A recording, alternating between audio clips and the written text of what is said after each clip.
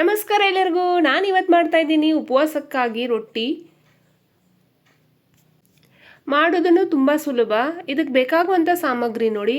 1 ಕಪ್ಪು ಸಾಮೆ ಅಕ್ಕಿ ತಗೊಂಡ್ರೆ ಅರ್ಧ ಕಪ್ಪದಷ್ಟು ನಾವು ಶಾಬು ಅಕ್ಕಿ ತಗೋಬೇಕಾಗತ್ತೆ. ಇವು ಎರಡನ್ನೂ ನಾವು ಮಿಕ್ಸಿಯಲ್ಲಿ ಹಾಕ್ಕೊಂಡು ಹಿಟ್ಟು ರೆಡಿ ಮಾಡ್ಕೋಬೇಕಾಗತ್ತೆ.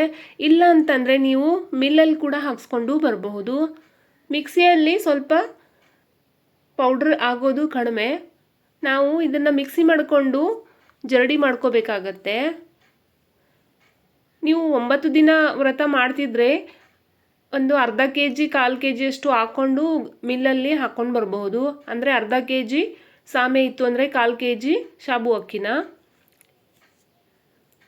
ಇದರೊಳಗೆ ಸ್ವಲ್ಪ ಉಪ್ಪು ಹಾಕ್ಕೊಳ್ಳಿ.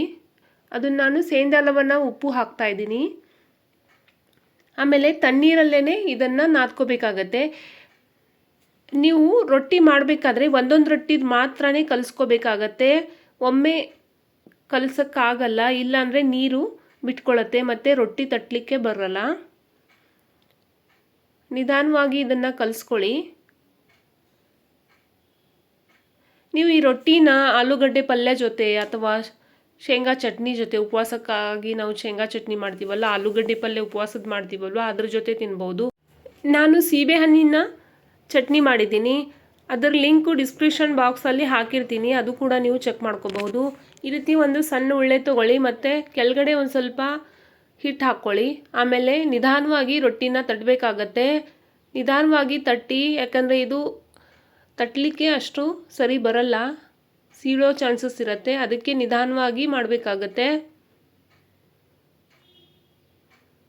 ಇಲ್ಲ ಅಂದರೆ ನಿಧಾನವಾಗಿ ಲಟ್ಟಿಸ್ಕೋಬಹುದು. ನಾನು ತಟ್ತಾ ಇದ್ದೀನಿ. ಈ ರೀತಿ ನಿಧಾನವಾಗಿ ತಟ್ಕೊಳ್ಳಿ. ನಾವು ಸಿರಿಧಾನ್ಯದಿಂದ ಮಾಡ್ತಾ ಇದ್ದೀವಲ್ವಾ, ಇದು ಹೆಲ್ದಿ ಕೂಡ. ನಮಗೆ ಒಂದು ರೊಟ್ಟಿ ತಿಂತು ಅಂದರೆ ಹಸಿವು ಕೂಡ ಆಗಲ್ಲ. ನೀವು ಮೊಸರು ಜೊತೆ ತಿನ್ನಬಹುದು, ಇಲ್ಲಾಂದರೆ ಶೇಂಗಾ ಚಟ್ನಿ ಮಾಡಿಕೊಂಡು ಅದರಿಂದನೂ ತಿನ್ನಬಹುದು. ಇಲ್ಲ ಅಂತಂದರೆ ಬಾಳೆಕಾಯಿ ಇರುತ್ತಲ್ವ, ಅದರಿಂದ ಪಲ್ಯ ಕೂಡ ಮಾಡಿಕೊಂಡು ತಿನ್ನಬಹುದು. ಅದು ಕೂಡ ಟೇಸ್ಟಿಯಾಗೂ ಇರುತ್ತೆ ಮತ್ತು ವ್ರತದಲ್ಲಿ ತಿಂತಾರೆ.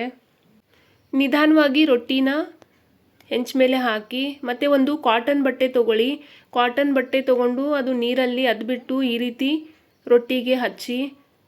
ರೊಟ್ಟಿಗೆ ನೀರು ಏನಕ್ಕೆ ಹಾಕಬೇಕಂತಂದರೆ ನಾವು ಹಿಟ್ಟು ಹಾಕಿಬಿಟ್ಟು ರೊಟ್ಟಿ ತಟ್ಟಿರ್ತೀವಲ್ವ, ಅದಕ್ಕೋಸ್ಕರ. ಇಲ್ಲಾಂದರೆ ಅದು ಸೀಳೋ ಚಾನ್ಸಸ್ ಇರುತ್ತೆ. ಅದಕ್ಕೋಸ್ಕರ ನಾವು ನೀರಿಂದ ಹಚ್ಚಬೇಕಾಗತ್ತೆ. ಒಂದು 30 to 40 ಸೆಕೆಂಡ್ ಆದಮೇಲೆ ಇದನ್ನು ಟರ್ನ್ ಮಾಡ್ಕೊಳ್ಳಿ. ರೊಟ್ಟಿನ ಹುಷಾರಾಗಿ ಮಾಡಿ.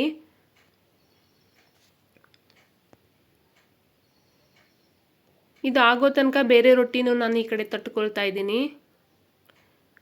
ಇಲ್ಲಿ ನೋಡಿ ಎಷ್ಟು ಚೆನ್ನಾಗಿ ಆಗಿದೆ.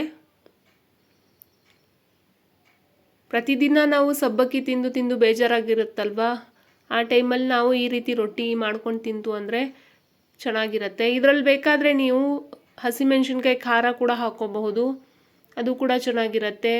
ಸ್ವಲ್ಪ ಕಡಲೆ ಬೀಜ ಕೂಡ ಹಾಕ್ಕೋಬಹುದು. ನಾನು ಇಲ್ಲಿ ಪ್ಲೇನಾಗಿ ರೊಟ್ಟಿ ತೋರಿಸ್ತಾ ಇದ್ದೀನಿ. ಎರಡೂ ಕಡೆಗೆ ಚೆನ್ನಾಗಿ ಬೇಯಿಸ್ಕೊಳ್ಳಿ ರೊಟ್ಟಿನ. ಮತ್ತು ಬಿಸಿ ಇರುವಾಗಲೇ ತಿನ್ಕೊಳ್ಳಿ. ತಣ್ಣಗಾದ್ರೂ ಮೆತ್ತಗೇ ಇರುತ್ತೆ, ಅಷ್ಟೇನು ಕಟಿ ಆಗಲ್ಲ. ಇಲ್ಲಿ ನೋಡಿ ರೊಟ್ಟಿ ರೆಡಿಯಾಗಿದೆ. ನಾನು ಸೀಬೆಕಾಯಿ ಚಟ್ನಿ ಮಾಡಿದ್ದೆ, ಅದರ ಜೊತೆ ತಿಂತಾಯಿದ್ದೀನಿ. ಇಲ್ಲಾಂದರೆ ತುಪ್ಪ, ಸಕ್ಕರೆ ಅಥವಾ ಬೆಲ್ಲ ಸಕ್ಕರೆ ಜೊತೆನೂ ನೀವು ರೊಟ್ಟಿ ತಿನ್ಬಹುದು. ನನ್ನ ಯೂಟ್ಯೂಬ್ ಚಾನಲ್ನ ಸಬ್ಸ್ಕ್ರೈಬ್ ಮಾಡಿಲ್ಲ ಅಂದರೆ ಸಬ್ಸ್ಕ್ರೈಬ್ ಮಾಡ್ಕೊಳ್ಳಿ. ನನ್ನ ವಿಡಿಯೋ ಇಷ್ಟ ಆದಲ್ಲಿ ಲೈಕ್ ಮಾಡಿ, ಶೇರ್ ಮಾಡಿ. Thanks for watching my video.